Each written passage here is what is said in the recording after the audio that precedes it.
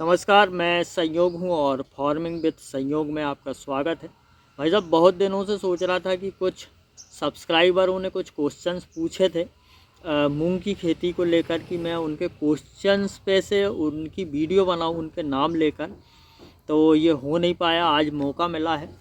और बहुत साधारण साधारण से क्वेश्चन थे, जैसे कि अंकित दुबे जी हैं गाडरवाड़ा से। उनने पूछा भाई साहब कि मूंग की खेती को लेकर शुरू से आखिरी तक का एक वीडियो बनाइए, उसमें कौन कौन सी दवाइयाँ, कौन कौन सी कीटनाशक लगेगी, ये सभी का ब्यौरा दीजिए। बुआई कैसे करना है, खाद कौन सा डालना है, ये भी। तो भाई साहब, ऐसा है कि मूंग में रोग के हिसाब से दवाइयाँ चेंज हो जाती है, कीमत सभी क्षेत्रों में अलग अलग रहती है। और मैं ख़ास करके कीमत के बारे में भाई साहब भूल जाता हूँ कि कौन सी दवाई कितने की आई थी। तो ये बताना पाना तो बहुत मुश्किल है, पर आप जुड़े रहेंगे तो आप वीडियो देखते रहेंगे तो आपको पता चलता रहेगा कि किस रोग में कौन सी दवाई डल रही है। ऐसे ही पिछले साल की जो वीडियोस थी उसमें भी मारुका को लेकर या अन्य कीटों को लेकर हमने जो भी दवाइयाँ डाली थी हमारे खेत में और किसानों ने क्या डाला था, कैसा रिजल्ट आया था, उनकी वीडियोस हैं। आप उन्हें देखें, आपको 100% इसका रिजल्ट मिलेगा। और मूंग की खेती के 3 पार्ट हैं अलग अलग। इसमें भी मैंने बताया कि बुआई का एक पार्ट अलग है, वहाँ से चल के दवाई वाला जो बीच वाला पानी का एक पार्ट अलग है, और लास्ट का एक पार्ट अलग है। ऐसे करके 3 पार्ट हैं, आप उन्हें ज़रूर देखना, आपको रिजल्ट मिलेगा। ये मैंने नाम लिख के कागज़ में रख लिए हैं। यहाँ से चल के ओम जाट जी हैं सोहागपुर से। भाई साहब, ये इन्होंने भी बोला है खाद दवाई सिंचाई के प्रबंधन की जानकारी बताएं। भाई साहब देखो, सीधी सीधी बात मैं बता दूं, खाद में डीएपी जो है वो मूंग के लिए सबसे ज़्यादा बेटर है। उसके साथ आपको लेना है बेंटोनाइट सल्फर। और कोई भी किसान हो, अपनी मिट्टी की जांच करा के अगर खाद डालेंगे तो भाई साहब उसमें बहुत बढ़िया उनको बेनिफिट मिलेगा। सरकार फ्री में मृदा टेस्ट करती है, आप मृदा टेस्ट कराएं फिर खाद डालें, तो आप कम से कम खाद में अच्छे से अच्छा उत्पादन ले सकते हैं। मैं एक बात और बताना चाहूँगा किसानों को कि देखो, खाद तो ज़रूरी है, जैसे डीएपी है, सल्फर है, मूंग के लिए ज़रूरी है। पर कुछ जो मिक्स माइक्रो न्यूट्रिएंट्स होते हैं, जैसे फेरस होता है, फेरस बहुत हद तक एल्डियो को कंट्रोल करता है। जिंक भी बहुत सारे काम करता है। वहाँ से चल के पोटास हुआ, वहाँ से चल के सल्फ़र हुई, वहाँ से चल के तांबा हुआ। ये चीज़ें भी भाई साहब बहुत से रोगों को कंट्रोल करते हैं। कुछ थ्रिप्स को कंट्रोल करता है, कुछ कहीं को कंट्रोल करता है। इस पर से मैंने वीडियो शायद बनाई हुई है, और नई भी बनाई हो तो एक और बना दूंगा, तो वो भी आप ज़रूर देखिएगा। और ओम जाट जी ने ये भी बोला है सिंचाई का प्रबंधन। भाई साहब, सबसे मेन बात बता दूं, पहले तो मैंने ये कहा था कि आप 21-22 दिन में पानी लगाएं, बिल्कुल लगाएं। पर कुछ किसान ऐसे थे बेचारे जिनके खेत बिल्कुल रेतीले खेत थे, 21-22 दिन तक रुकते तो बिल्कुल मूंग सूख ही जाती।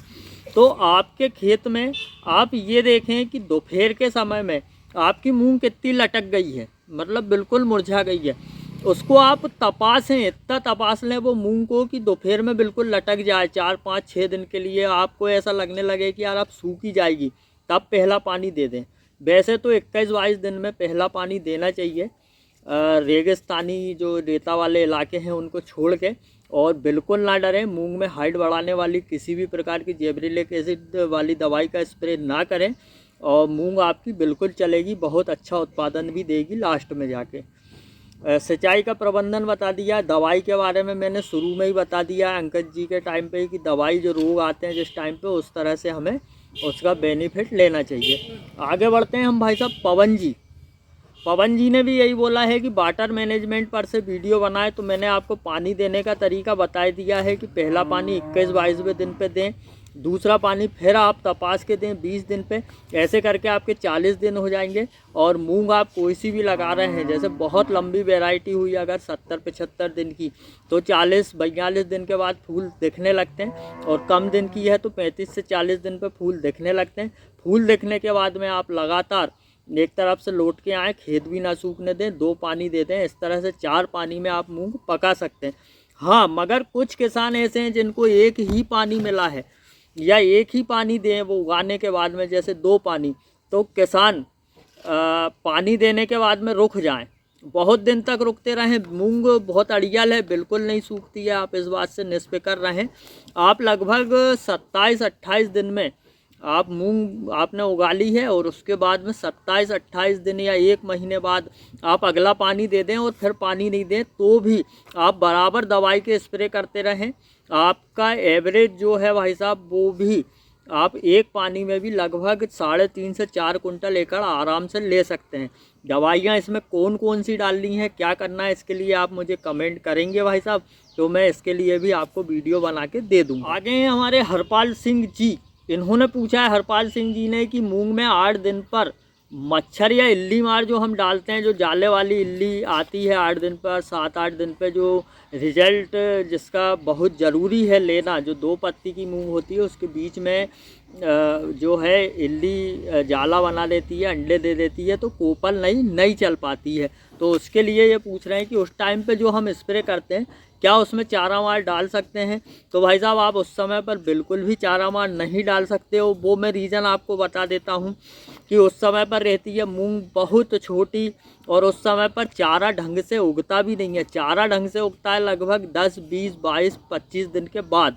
तो आप जब ही चारा मार दवाई डालें, और चारा मार दवाई आप जब भी डालें खेत में नमी होना चाहिए। इसका मतलब ये है कि जब आप पहला पानी देंगे उस समय पर देने से पहले या देने के बाद में नमी में ही चारा मार दवाई डालें, बहुत अच्छा रिजल्ट देगी। अब चारा मार की बात आ ही गई है तो एक बात और बता दूं, आप बुआई करने के जस्ट बाद में जहां जहां तक पानी चला रहे हो वहां तक बेलर 32 का इस्तेमाल ज़रूर करें, प्री इमर्जिंग हर्बिसाइड का।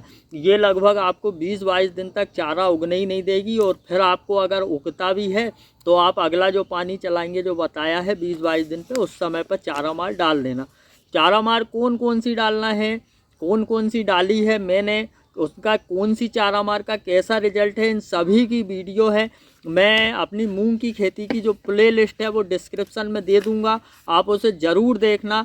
और अगर मैं गारंटी से बोल रहा हूँ आप प्ले लिस्ट देख लेंगे मेरी मूंग की खेती वाली, तो आप 100% मूंग की खेती में से ज़्यादा एवरेज ले लेंगे। ये मैं कहना चाह रहा हूँ, 100% जो बोला था उसका मतलब है। आगे हैं भाई साहब सुप्रभुजीत सिंह जी। सुप्रभुजीत सिंह जी पूछ रहे हैं कि गेहूं की नरवाई वाले खेत में मूंग अधिक सूखती है चंदकों में, इसका रिजल्ट बताएं या उपाय बताएं। भाई साहब गेहूं की नरवाई वाले खेत में अगर मूंग सूखती है तो उसका एक रीज़न यही है कि नरवाई बहुत ज़्यादा है। इसका मतलब आपने भूसा नहीं बनवाया है, इसलिए आप भूसा बनवाएं, उसको एक बार बखरें, फिर उसमें रोटावेटर चलाएं, उसको बिल्कुल मिट्टी में मिक्स कर दें, पहला रीज़न। दूसरा रीज़न ये है कि गेहूं की नरवाई जो रहती है वो रहती है ठंडी, और जब हम पानी देते हैं तो इसकी आल जो है वो ज़्यादा दिन तक बनी रहती है।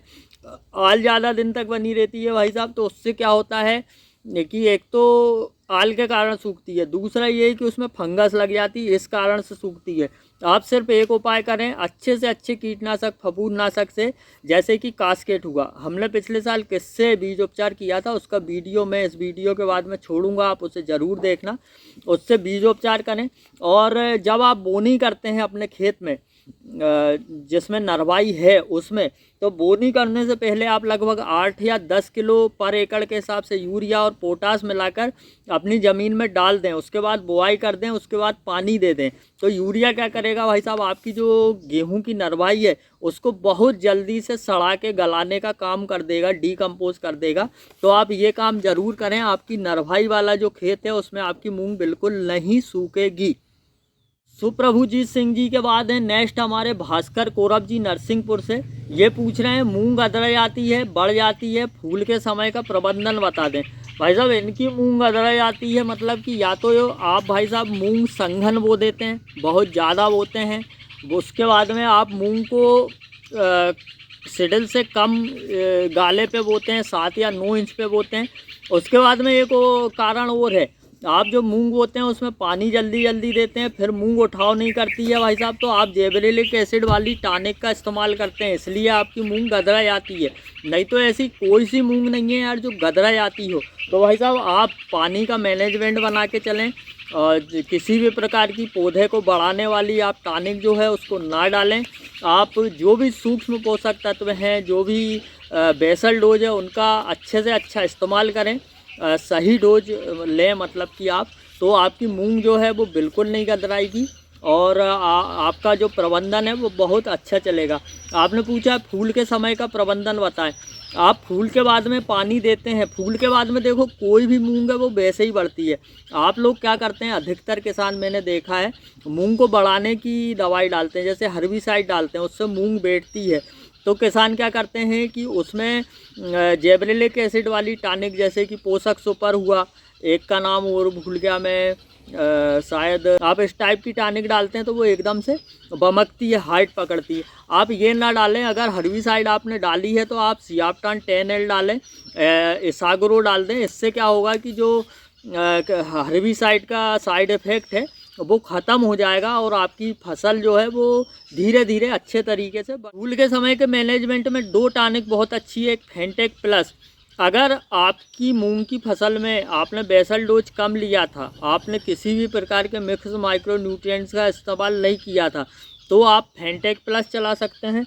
और अगर आपकी मूंग में बेसल डोज बहुत ज़ोरदार है, सब कुछ अच्छा चल रहा है, आपने 12, 61, 052, 34 और वहाँ से चल के उससे पहले अगर 13, 40, 13 का स्प्रे अपनी मूंग की फसल में किया है और फूल पे आप स्प्रे करना चाहते हैं और बहुत ज़्यादा फूल और अच्छे फल लाना चाहते हैं, तो आप गोदरेज के डबल का इस्तेमाल कर सकते हैं, बहुत बढ़िया रिजल्ट मिलेगा। पर आपकी मूंग ताकतवर नहीं है, बड़ी हुई है, पतली है और आप सोच रहे हैं अधिक फूल ले आऊँ और मैं गोदरेज डबल डाल दूं, तो बिल्कुल मत डालना, इसका रिजल्ट नहीं मिलेगा।